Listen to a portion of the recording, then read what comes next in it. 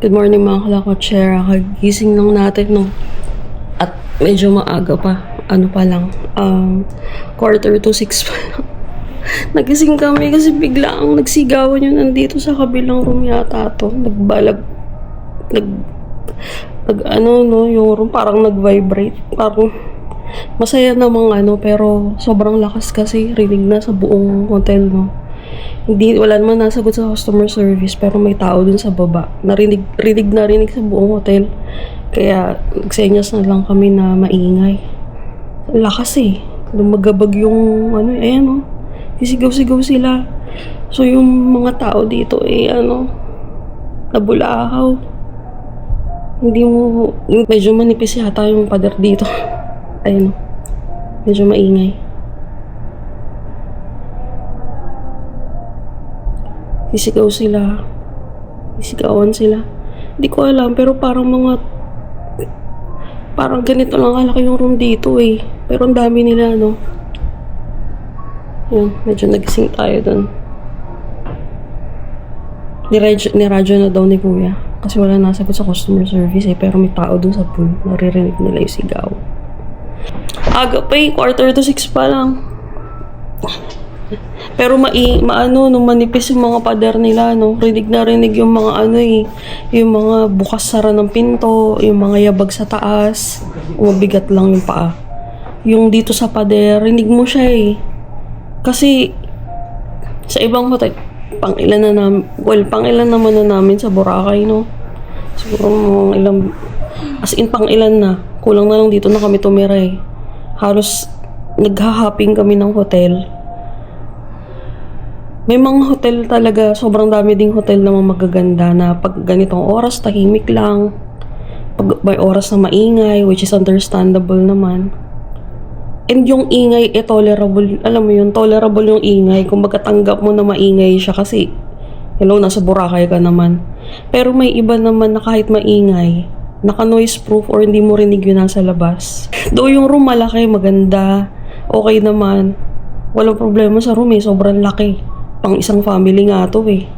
Pero naka-isang bed lang, no, pwedeng dalawa to eh. Pero yun nga, masyadong cramp yung lugar eh. Kaya rinig na rinig mo yung mga ingay sa labas, itong naglalakad dyan sa hallway. Rinig na rinig dito. Yan no. So yun lang naman. Di naman ako nagrarant, no. Kumbaga review lang naman. Pero yung room maganda. Ayan yung room. Ito sa loob ng kwarto, tahimik, no? Dadalawa lang naman. Yung sa labas lang, sobrang ingay. Lalo dito sa kabila.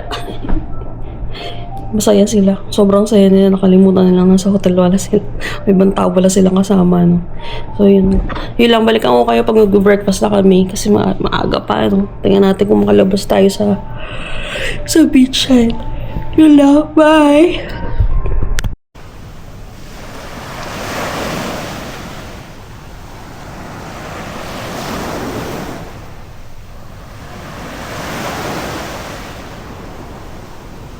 Kamusta mga kalakotsyera? Ito na, first morning namin dito sa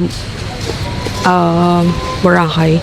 Maglalakad-lakad kami bago kami mag-breakfast, no? Dito kami sa Mandarin Bay Resorts and Spa. Yung breakfast is at 6 a.m. Maaga masyado. Pero kami ay mag-iikot-ikot muna. Maya na kami kakain. So, ayan. Diba? Ganda. Maganda siya, mababait yung mga staff, maingay lang talaga sa loob, as in sobrang ingay.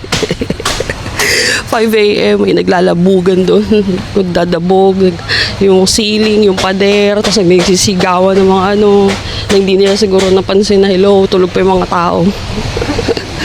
So ayun, ito meron silang mga beachside bed, pwede nyo upuan, pero may harang kasi.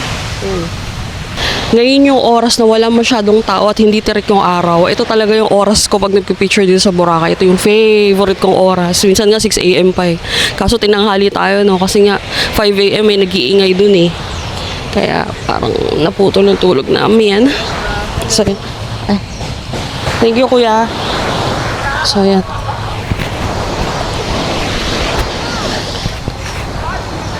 Yan.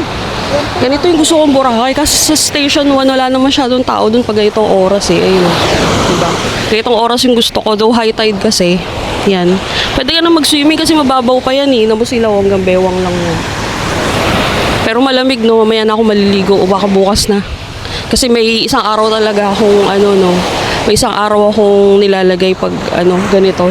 Na hindi ako nagka-camera o pero nagsiswimming ako. Ganyan lang. Talagang may time ako para dyan. Pero sa ngayon, mag-picture muna ako kasi sayang yung oras. Balikan ko kayo mamaya. Bye!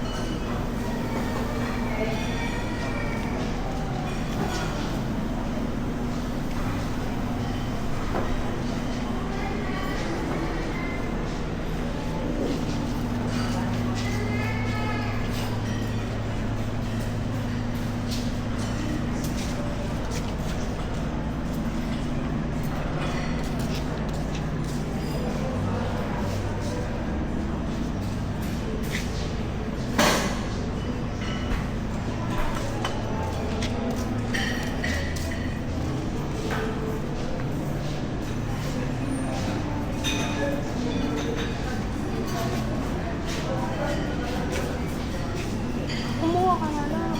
Sinusundan mo ko.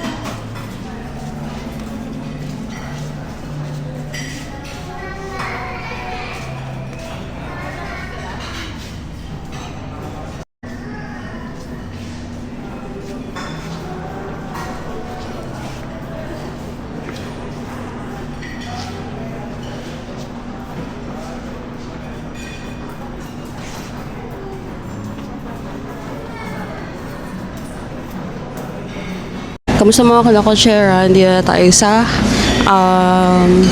La Fiesta ba to? Dito sa Mandarin Bay. Dito tayo sa free breakfast, no? Nakasama dun sa room. Marami namang varieties ng pagkain. May bacon, lahat. Di ba pinakita ko na kanina? Yun. Tikman natin, no? Feeling ko, lang din naman yung typical breakfast lang din naman to.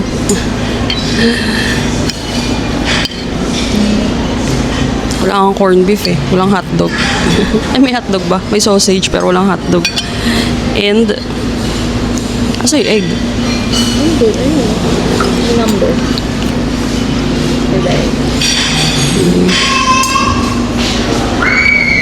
Okay lang. Wala silang malakas na sound na yun, no? Kasi morning siguro.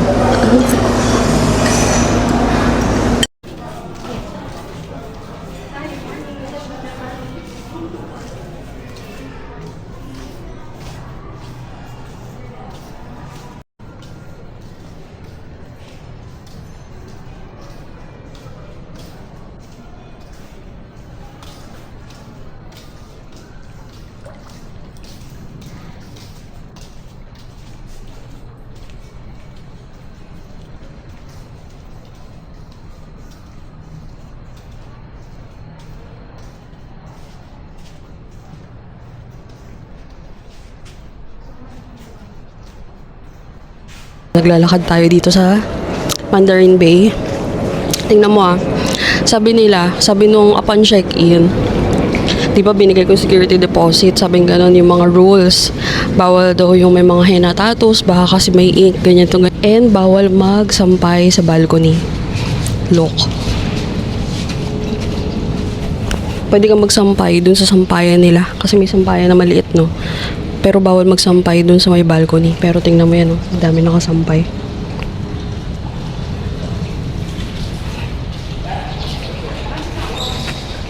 Ang dami. Ayan, sa taas. Kita nyo. Dami nakasampay, diba? Feeling ko lang, no? dapat nag-i-impose kayo ng rules, and when you impose it, you should make sure that people or guests follow it. Kasi 'di ba? Feeling ko lang muna hindi ako galit. Yun lang. Tsaka sinasabi kasi parang may strict rule sila na bawal magsampay sa balcony. Pero ang dami nakasampay. Wait lang. Ayan oh. Doon sa side na yun, ang dami nakasampay. Ayan. Tsaka ayan, kita mo, nakasampay sila doon. Eh may sampayan dyan sa gilid eh. Hindi ka dapat nagsasampay doon sa balcony kasi bawal na, di ba? Kung nakalimutan man ng mga guests na bawal magsampay, dapat kinakatok na kasi kitang-kita siya dito sa baba. Eh, ito yung lobby. Ayan o. Andyan yung mga staff. Nakikita na nila yan eh. Dapat kinakatok na nila no, para ma-impose talaga yung strict ruling. Yun. Kami talaga kami magsasampay kasi wala ako isasampay. Hindi ako maliligo. Bukas na. Doon ako maliligo sa station 1. So, ayan. Mamaya na lang ulit. Bye!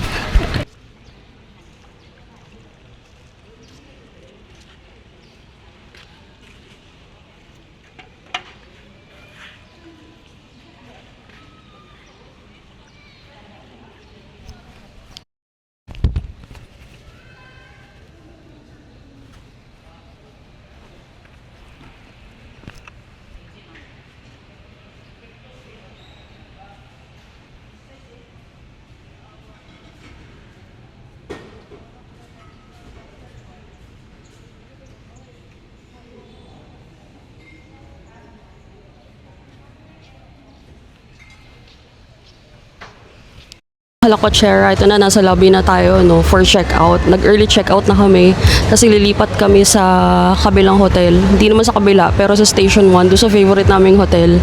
Hindi na kami naghintay ng check-out time, no? Nag-early check-out na kami.